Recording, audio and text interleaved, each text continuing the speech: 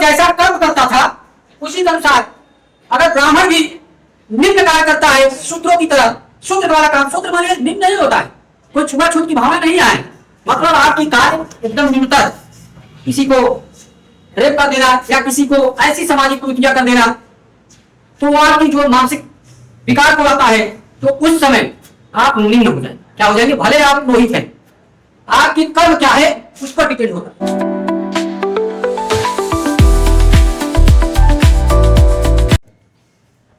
ऋग्वेद चूंकि 10 मंडल में विभाजित है, कितने मंडलों में, 10 मंडलों में विभाजित है, और 3 मंडल, 7 मंडल और 10 मंडल बहुत इंपॉर्टेंट है। लेकिन पहले फ्रेम बना लो, इसमें 2 ब्राह्मण ग्रंथ है,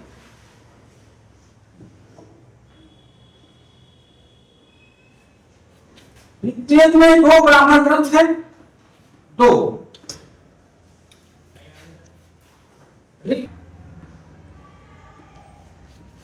आर्यगणक भी 2 है,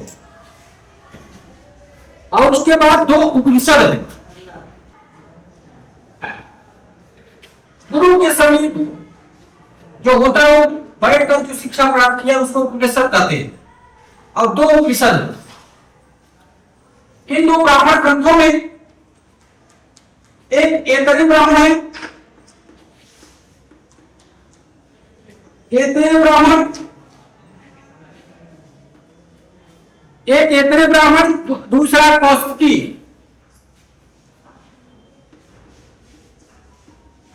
कौस्तुकी ब्राह्मण ये फ्रेम बना लो, तो आर्यगणक वही ऐतरेय और कौस्तुकी आर्यगणक, इसमें लगभग कॉमन है हर चीज में, ऐतरेय आर्यगणक और कौस्तुकी आर्यगणक, और 2 उपनिषद है वही, इसमें कोई बदलाव नहीं है।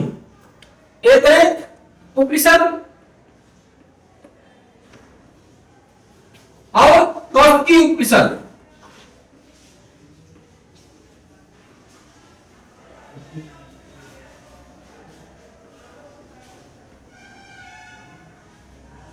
ये फ्रेम बना दो,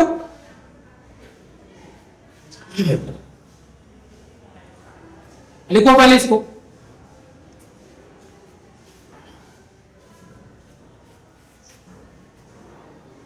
आर्यगणक जो होता है वो वनों के अध्ययन किए जाने वाला ग्रंथ होता है। आर्यगणक माने मतलब वन, जंगल, जो जंगल में रहकर अध्ययन करते हैं, वनों में या जंगल में रहकर अध्ययन करते हैं जो शिष्य। उपनिषद गुरु के समीप,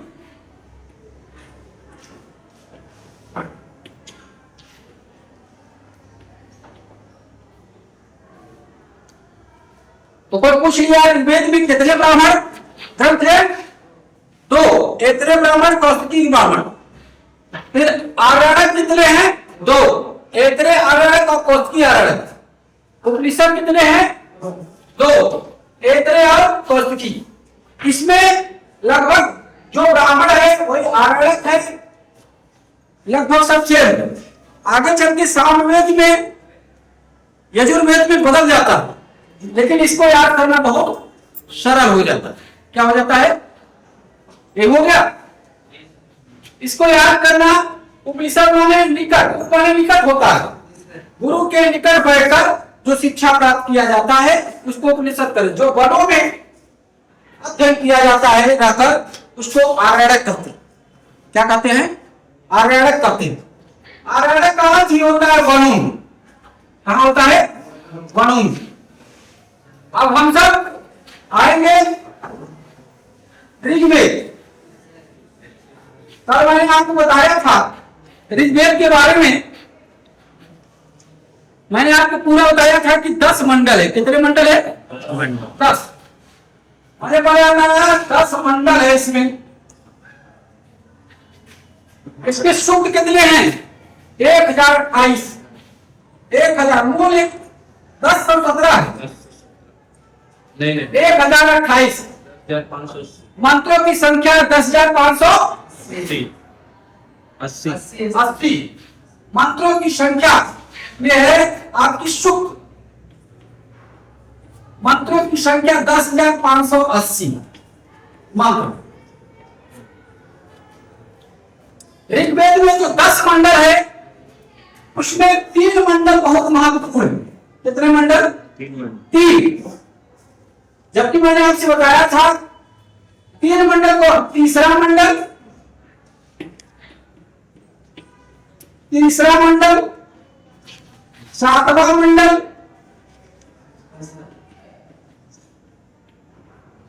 और 10वां मंडल। तीनों महत्वपूर्ण है।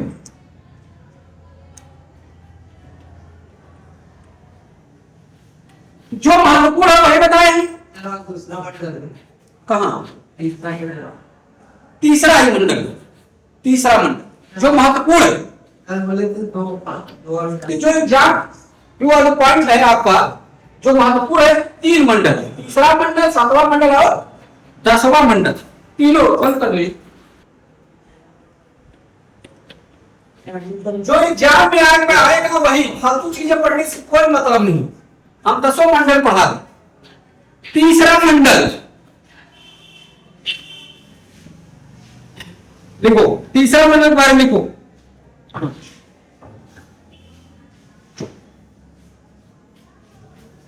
इसमें सबसे महत्वपूर्ण है प्रसिद्ध गायत्री मंत्र है।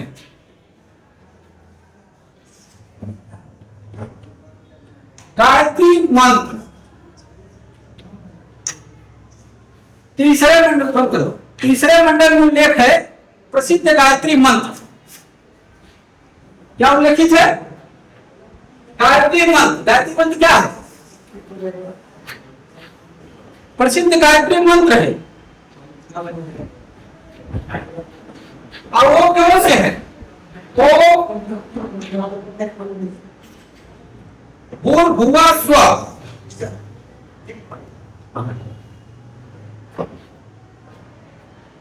प्रसिद्ध गायत्री मंत्र इसी में अंकित है।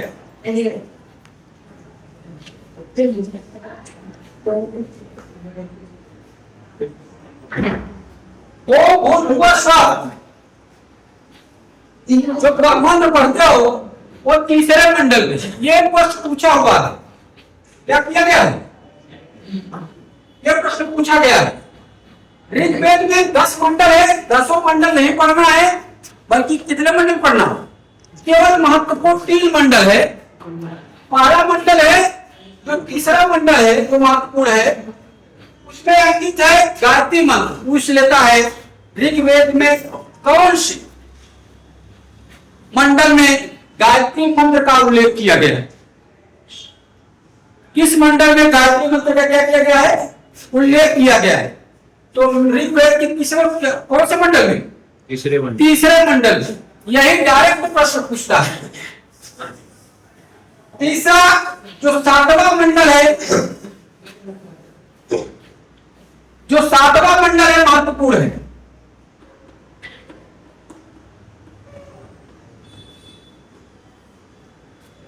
सातवां मंडल ये बहुत महत्वपूर्ण है क्योंकि बार बार ये 7वां मंडल पूछता है।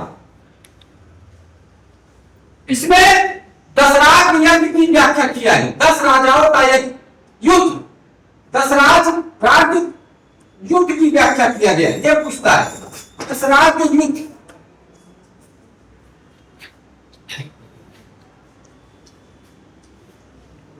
ये 2 लोगों के बीच में था। एक भरत के राजा सुदास थे एक तरफ 10 राजाओं के झुंड था जो भरत के राजा सुदास को हराना चाहते थे। और इसलिए एक जो कबीले थे अपना अस्तित्व जमाना चाह रहे थे। क्या करना चाह रहे थे? अपना अस्तित्व जमाना चाह रहे थे। लेकिन परिणाम यह हुआ 10, इसीलिए इसको दशराज युद्ध कहा जाता। 10 राजाओं का युद्ध था। एक तरफ 10 राजा थी, एक तरफ कौन था? भरत के राजा सुदास। एक तरफ 10 राजा थे, ये किसके दशरथ युद्ध किसके किसके बीच में हुआ? एक तरफ भरतजन के राजा सुदास थे,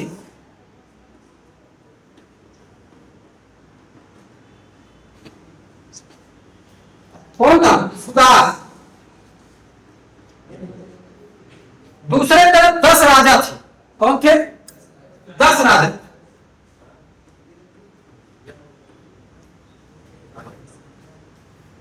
दूसरे तरफ 10 राजाओं का एक जो मिलकर ये सुदास भरतजन के राजा को पराजित करना चाह रहे, लेकिन इसका परिणाम यह हुआ कि सुदास विजयी हुआ। मैं यही बता दे रहा हूं क्या हुआ था। सुदास विजय हुआ, 10 राजाओं का पराजय। 10 राजाओं क्या हुआ? इसीलिए 7वां मंडल में दशरथ युद्ध की व्याख्या किया गया है। कौन कौन 10 राजा थे, इसको जरूर याद करना। जो 10 राजा थी,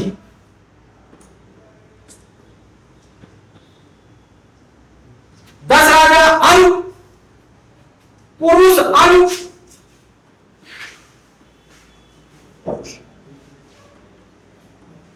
पुरुष अनु, ध्रुवा युद्ध तुर्वस,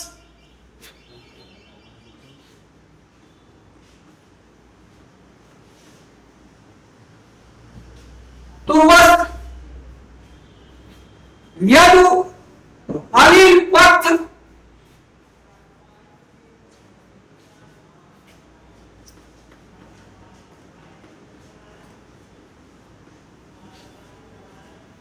अरुण पथ, हरासन शिव,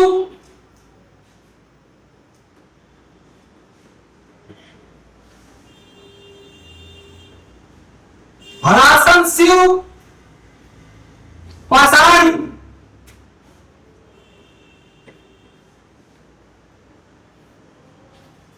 ये 10 राजा थे। दूसरे तरफ कौन था? भरतजन के राजा सुदास। लेकिन प्रश्न को पूछता है 10 राजाओं में कौन शामिल नहीं था, को पूछता है। पुरुष अनु, ध्रुवा, तुर्वस, यदु, अनिल पथ, हरासन शिव, पराश, ये सब राजाएं 10 राज युद्ध में एक तरफ थे, एक तरफ जो है भरतजन के राजा थे, सुदास थे। सुदास विजयी हुआ। क्या हुआ? विजयी हुआ।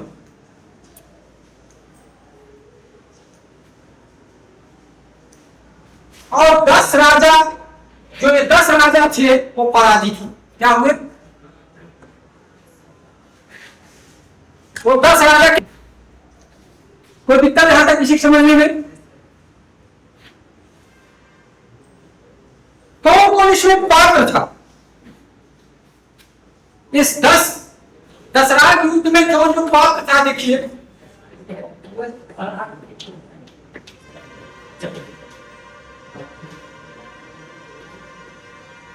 जो नाटक की घटना रहा था, 3 लोग थे। एक तरफ से कह सकते हो,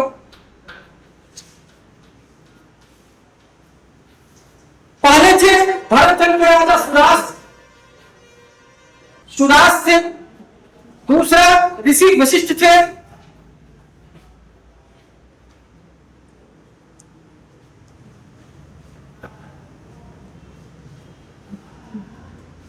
और तीसरा विश्वामित्र थे।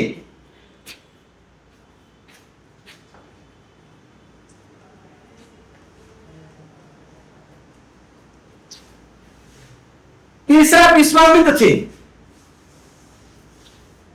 अब देखिए क्या हुआ, ये 3 पात्र थे, सुदास, ऋषि वशिष्ठ, विश्वामित्र। क्यों इसमें 3 दशरथ युद्ध में क्यों तीनों को? क्यों ये भरतजन के राजा थे। क्या थे?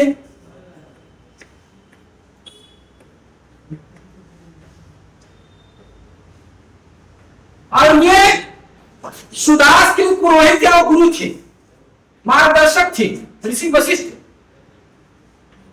सुदास के पुरोहित या मार्गदर्शक थे जो युद्ध में। तीसरा ये क्या थी? विश्वामित्र, विश्वामित्र जो थे ये पहले भरतजन के साथ जुड़े हुए थे। किसी मतभेद के कारण वो कहा गए 10 राजाओं के पक्ष में आए। कहा गए 10 राजाओं के अर्थात विरोधियों के पक्ष में आए। किसके पक्ष में आ गए? 10 राजाओं के पक्ष, मतलब विरोधियों के पक्ष में आ गए। विरोधी कौन था भरतजन की? 10 राजा कौन थे? पूर्व, अनु, द्रुहा, तुर्वस, यदु, अलिपक्य, भरासन, शिव, ये सब क्या थे? सुदास भरतजन के जो है विपरीत में युद्ध लड़ रहे थे। ये विरोधी भरतजन के थे और दोनों ने आपस में 7वां मंडल में व्याख्या किया गया दशराज युद्ध का। दोनों ने आपस में क्या की? युद्ध किए। सुदास विजयी हुआ। क्या हुआ? भरतजन के कबीले के लोग जो है क्या हुए? विजयी हुए। 10 राजाओं का झुंड क्या हुआ? पराजित हुआ। अब 10 राजाओं के झुंड को नेतृत्व करने वाला कौन था? ऋषि विशिष्ट विश्वामित्र थे। कौन थे? विश्वामित्र थे। और भरतजन को नेतृत्व करने वाला पुरोहित कौन था? ऋषि वशिष्ठ थे। फिर प्रश्न इसमें यही पूछता है, ऋग्वेद के कौन से मंडल में दशराग युद्ध की व्याख्या किया गया? किस मंडल में?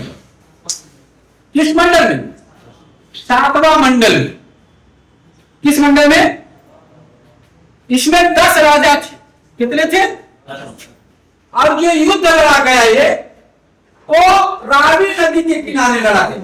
जो युद्ध लड़ा गया, ये जो युद्ध लड़ा गया वो पुरुषड़ी, जो आधुनिक रावी नदी है,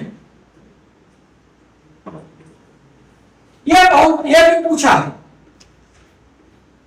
आधुनिक रावी नदी पे लड़ा गया, एक तट पे लड़ा गया। पूछ लिया कि 10 राजाओं का युद्ध किस नदी के किनारे लड़ा गया? तो पुरुषड़ी नदी के किनारे लड़ा गया। कहां लड़ा गया? पुरुषड़ी, जो आधुनिक क्या नाम है? रावी नदी। ये भी कभी कभी मिला करके दे देता है। आधुनिक नाम, प्राचीन नाम। नदियों का आधुनिक नाम और प्राचीन नाम। तो किसकी पुरुषड़ी नदी का आधुनिक नाम क्या है? रावी नदी।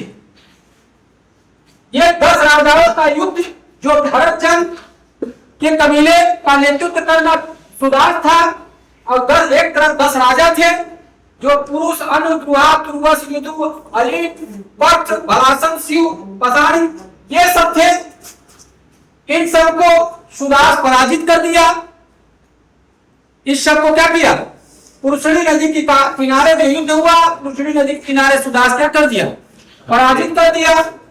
और जो भरतजन का नेतृत्व करता था, जो पुरोहित था, वो ऋषि विशिष्ट थे। और जो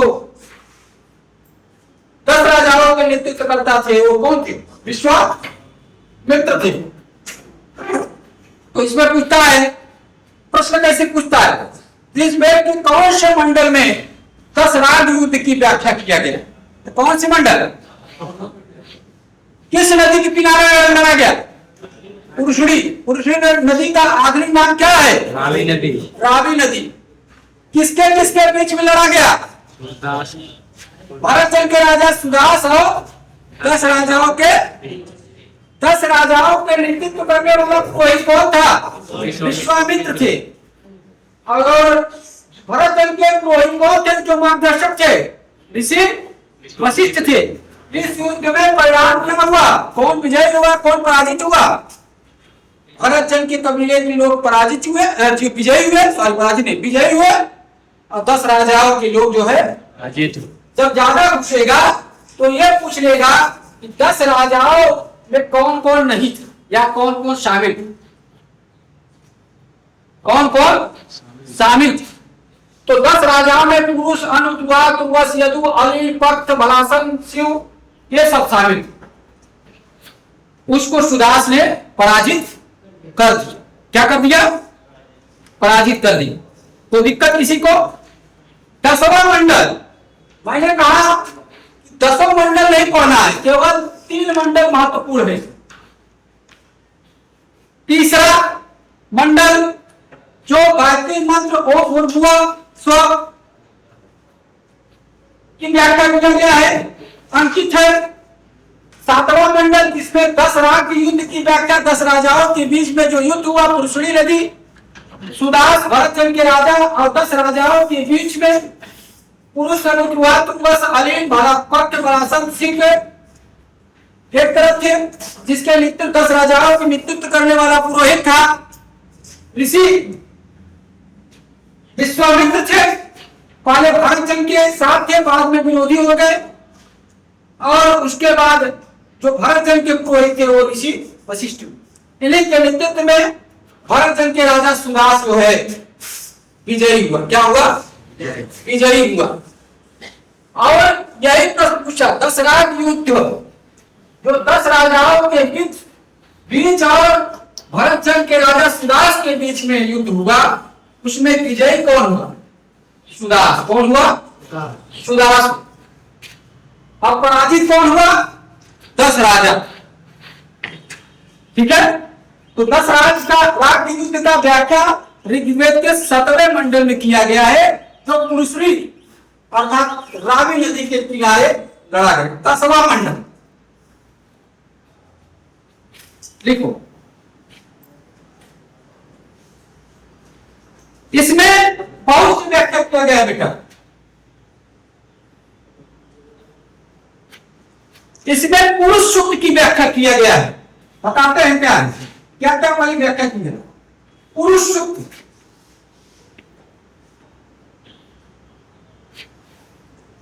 दसवें मंडल में पुरुष सूक्त की व्याख्या किया गया है। नदीम सूक्त लिखो। नासदी सूत्र की व्याख्या किया गया है।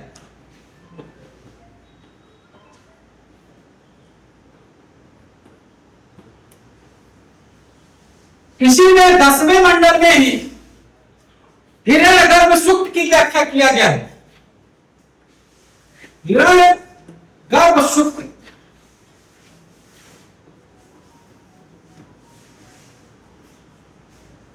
और विवाह सूक्त की व्याख्या किया गया है।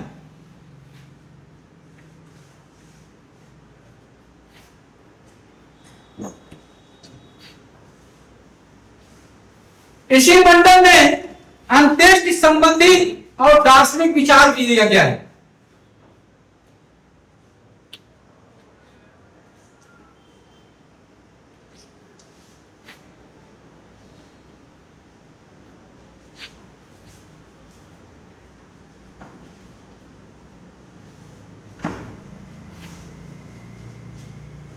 लेकिन इसमें सबसे ज्यादा जो पूछा जाता है, ये दोनों पूछा जाता है।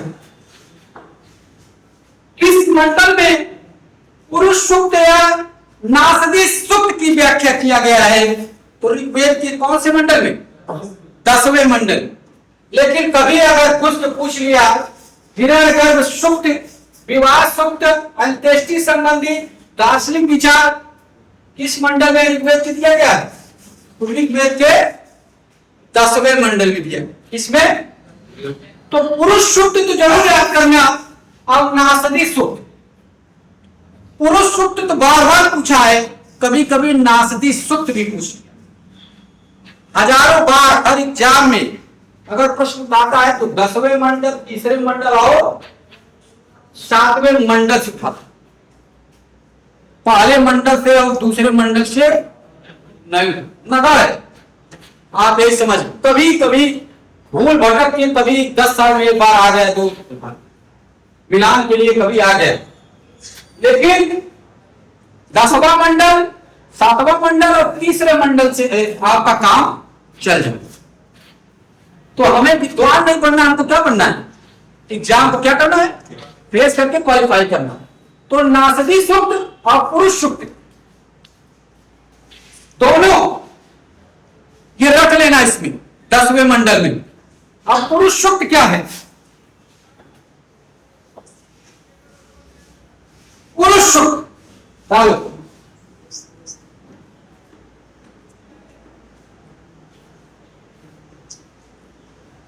इसकी व्याख्या ऋग्वेद की 10वें मंडल में हुआ है और यह विराट पुरुष का वर्णन है इसमें।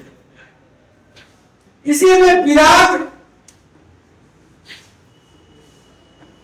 विराट पुरुष का वर्णन है।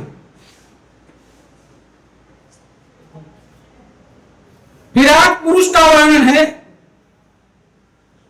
और इसी में ये बताया गया है 4 वर्ण। इसी में क्या बताया गया है? 4 वर्ण। इसी 10वें मंडल में जो पूरी ब्रह्मांड की रचना कर दी गई, ब्रह्मांड की पूरी रचना कर दी गई है, इसमें 4 वर्णों की उत्पत्ति, इसी विराट पुरुष से 4 वर्णों की उत्पत्ति हुई। वो कर्म पे आधारित थी, जन्म पे आधारित नहीं। ऋग्वैदिक काल में जो समाज थी, जो व्यवसाय थे, वो कर्म पे आधारित। किस पे आधारित था? कर्म।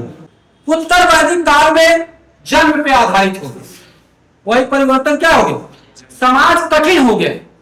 ऋग्वैदिक काल में समाज सरल था, जो कर्म जैसा करेगा, चाहे ब्राह्मण जैसा कर्म करेगा शूद्र की तरह तो शूद्र कहलाएगा, अगर क्षत्रिय जो है शूद्र की तरह काम करेगा शूद्र कहलाएगा, क्षत्रिय ब्राह्मण का काम कर रहा है, पंडिताई कर रहा है, पुरोहित वाला काम कर रहा है तो उसको पुरोहित कहा जाता। जो निम्न तबके के जो शूद्र लोग होते थे, जो कर्म पे आधारित थे, वो अगर पुरोहित का काम करते थे उनको क्या कहा जाता था? उच्च पुरोहित कहा जाता था, वो कर्म पे आधारित। इसी में वर्ण व्यवस्था का अंकित है। 4 वर्णों की उत्पत्ति बताई गई है। विराट पुरुष की 4 वर्ण उत्पत्ति हुई है। 4 वर्णों की उत्पत्ति हुई है। 4 वर्ण की उत्पत्ति हुई है। वो 4 वर्ण कौन है? ब्राह्मण, क्षत्रिय, शूद्र, वैश्य या वैश्य शूद्र, ऐसे होता है। वैश्य और शूद्र ऐसे लिखना। ब्राह्मण, क्षत्रिय, वैश्य,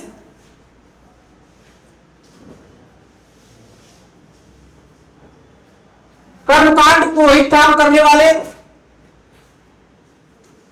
जो बढ़िया काम करते थे, पूजा पाठ करते थे, उसको ब्राह्मण कर दिया जाए, चाहे शूद्र ही करे तो ना। क्षत्रिय जो थे वो क्या करते थे? सुरक्षा का काम, सैन्य का काम करते थे, सुरक्षा का काम, छत्र का काम करते थे। अगर वो करे उसे क्षत्रिय कहलाए, चाहे भी शूद्र ही ये काम करे उसको ही क्षत्रिय कहलाएगा। और वैश्य व्यापार करते थे, उधर भरते थे, कृषि कार्य करते थे वैश्य लोग। तो कृषि का चाहे ब्राह्मण करे चाहे क्षत्रिय करे वो भी वैश्य का क्या कहलाएगा, और चाहे शूद्र करे वो भी वैश्य का। और चाहे ब्राह्मण क्षत्रिय वैश्य एक निम्न तबके का काम करे, निम्न वाला काम करे, वो क्या कहलाएगा? तो कर्म पे आधारित था, जन्म पे आधारित नहीं। ये देख लिख लेना। 4 वर्णों की उत्पत्ति हुई। जो विराट पुरुष था, पूरे ब्रह्मांड का वर्णन है ऋग्वेद के 10वें मंडल। लोग पूछ लेता है ऋग्वेद के 10वें मंडल, किस मंडल में 4 वर्णों की व्याख्या किया गया है? तो कौन सी मंडल में? कौन से? 10वां मंडल। फिर पूछ लिया कि विराट पुरुष का वर्णन ऋग्वेद के किस मंडल में हुआ है? 10वां मंडल। 10वां मंडल। पुरुष सूक्त का वर्णन ऋग्वेद के कौन से मंडल में हुआ है? 10वां मंडल। फिर ये पूछ लिया विराट पुरुष का वर्णन किस सूक्त में हुआ है? 10वां मंडल। पुरुष सूक्त में। किसमें हुआ है? फिर पूछ लिया कि 4 वर्णों की ब्राह्मण, क्षत्रिय, वैश्य, शूद्र की वर्णन किस सूक्त में हुआ है? पुरुष सूक्त में। लेकिन नासदी सूक्त में लिख दो। किसमें? तो पुरुष सूक्त वाला एकदम इंपॉर्टेंट है। इसमें ऋग्वेद के 10वें मंडल में 4 वर्णों की उत्पत्ति, ब्राह्मण, क्षत्रिय, वैश्य, शूद्र की व्याख्या किया गया है। संपूर्ण ब्रह्मांड की व्याख्या किया गया है। इसमें विराट पुरुष का वर्णन किया गया है, इसमें पुरुष सूक्त की व्याख्या किया गया, इसमें पुरुष सूक्त की व्याख्या किया गया। 10 मंडल में वर्णित देवता, 10वें मंडल में वर्णित देवता कौन कौन है, ये रख लेना। 10वें मंडल में वर्णित देवता यम, अग्नि, सूर्य। यम, अग्नि, सूर्य, 3 देवता। यम को युद्ध मृत्यु का देवता कहा जाता है, यम को मृत्यु का देवता कहा जाता है।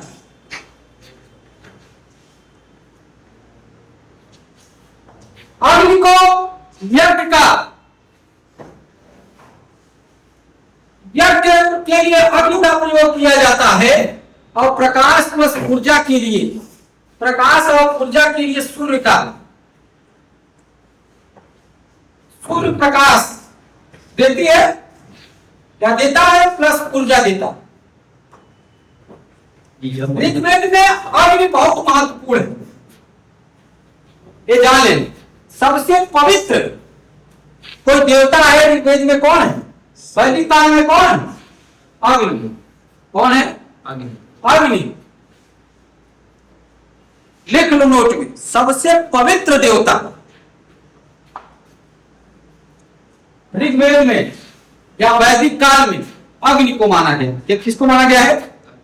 अग्नि को माना गया है। कोई दिक्कत यहां तक किसी समझने में? और एक महत्वपूर्ण और है जिसको आप बता सकते हैं, नवा मंडल। यह भी प्रश्न बहुत बार पूछा, इसलिए नवा मंडल को भी आप जो है सोम रस, ये बात मंजुल पर्वत में सोम रस की व्याख्या किया गया है, यह भी प्रश्न पूछता है। हो इसको मिटा दे, चलिए। नवा मंडल एक और लिख लो, नवा मंडल जब तक बताए थी, लेकिन जब यहां आ रहा है तो एक उसमें 2, 7, 9 और 10वां मंडल भी ले लेना, नवा मंडल भी उसमें ले लिखो। नवा मंडल में नवा मंडल को सोम मंडल कहा जाता है। क्या कहा जाता है? सोम मंडल।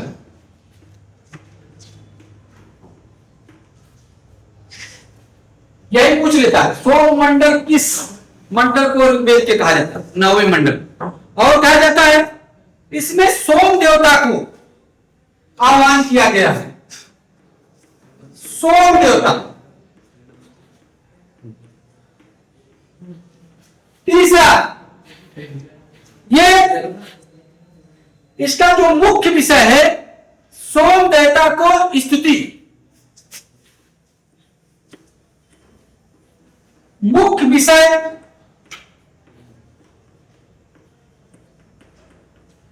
सोम देवता को स्तुति आह्वान किया गया है।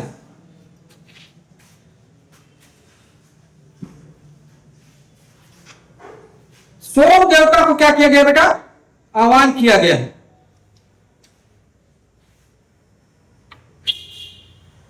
सोम माने अमृत के समान पवित्र।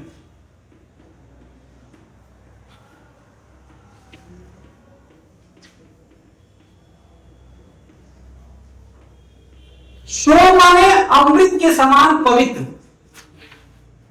और पवमान, सोम देवता को पवमान सोम भी कहा जाता है।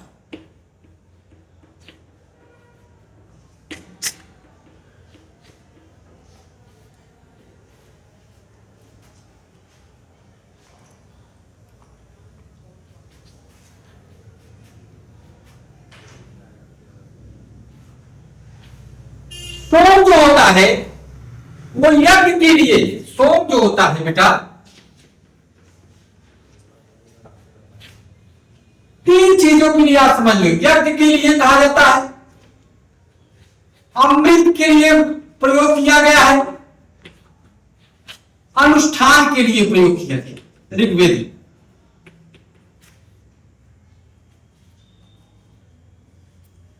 जो मंजुवल पर्वत में सोम जो पाया जाता है, मंजुवल पर्वत में पाया जाता है।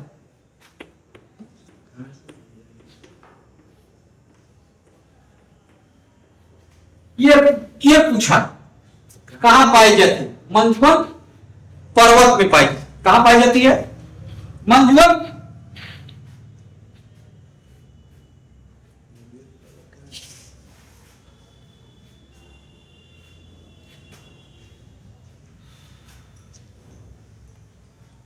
सोम देवता जो थे या सोम था, इंद्र को सबसे पवित्र था।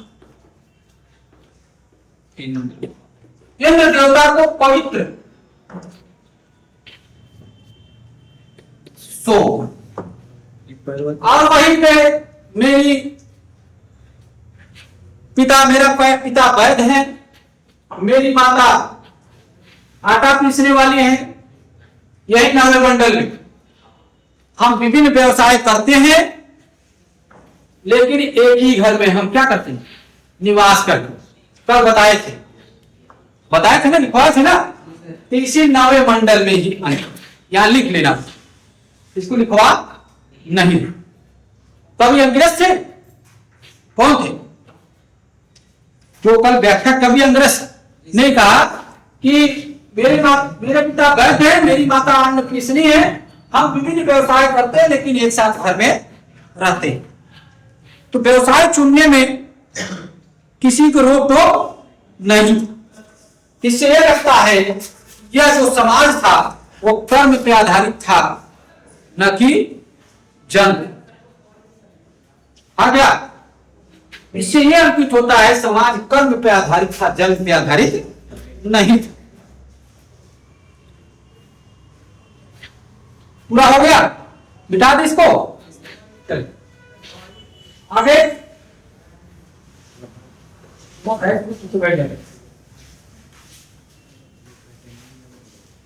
अब देखो, अगर एक शब्दों में लेना चाह रहे हो, तीसरा मंडल, अगर आप साठ में देखना चाहते हो, लघु में देखना चाहते हो, तो तीसरा मंडल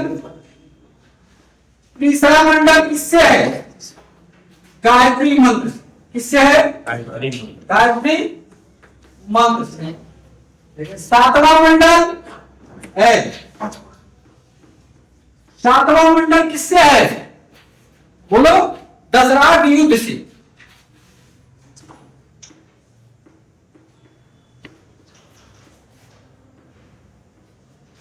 दसवां मंडल किससे है? पुरुष शुक्र से।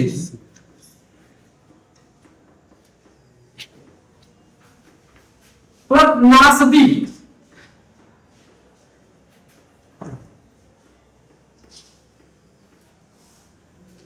नवा मंडल किससे है?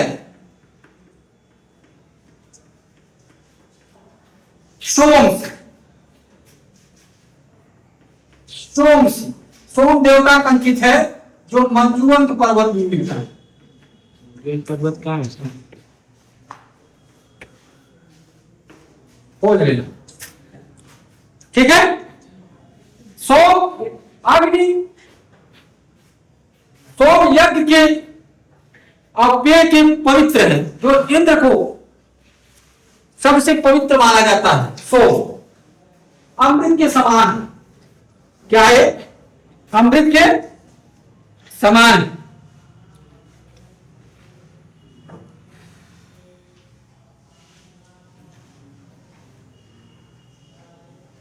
कोई दिक्कत यहां तक किसी की समझ नहीं भाई है? बताओ, अगर समझने में कोई दिक्कत है तो बता दो। यहां तक समझ गए? अभी ऋग्वैदिक काल चल रहा है।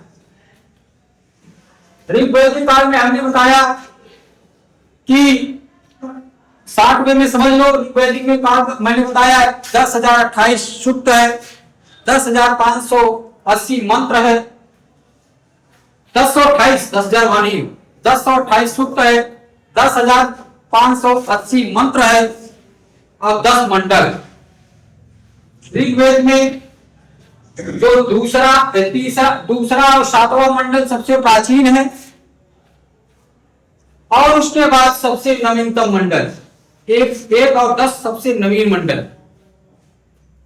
तीसरे मंडल में गायत्री मंत्र को, 7वें मंडल में यज्ञराज दशराज युद्ध का, 10वें मंडल में पुरुष सूक्त और नासदी सूक्त की व्याख्या किया गया है और 9वां मंडल में सोम की व्याख्या है।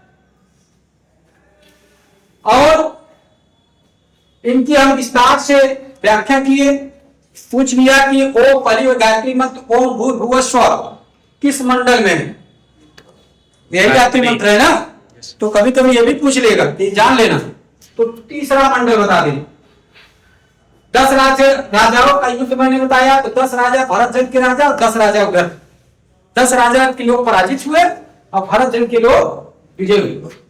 भरत जन के सुदास का जो पुरोहित था वो ऋषि विशिष्ट थे, जो मार्गदर्शक भी थे, और उधर विश्वामित्र थे 10 राजाओं का नेतृत्व करने वाले। लेकिन विश्वामित्र पहले भरत जन से आए हुए थे, वो विरोधी हो गए, तो विश्वामित्र की पराजय हुआ। इसका पराजय हुआ, ऋषि विशिष्ट की विजयी हुई। और फिर मैंने ऋग्वेद के 10वें मंडल में पुरुष सूक्त को व्याख्या किया गया, उसमें विराट पुरुष की व्याख्या हुआ, जो पूरी ब्रह्मांड की जो रचना हुई है उसमें 10वें मंडल में पुरुष सूक्त में 4 वर्णों की व्याख्या की गई है। जो पहला मंडल है, जो 10वें मंडल में पहले जो 4 वर्ण है, ब्राह्मण, क्षत्रिय, वैश्य और शूद्र, ये कर्म पे आधारित है, जन्म पे आधारित नहीं है।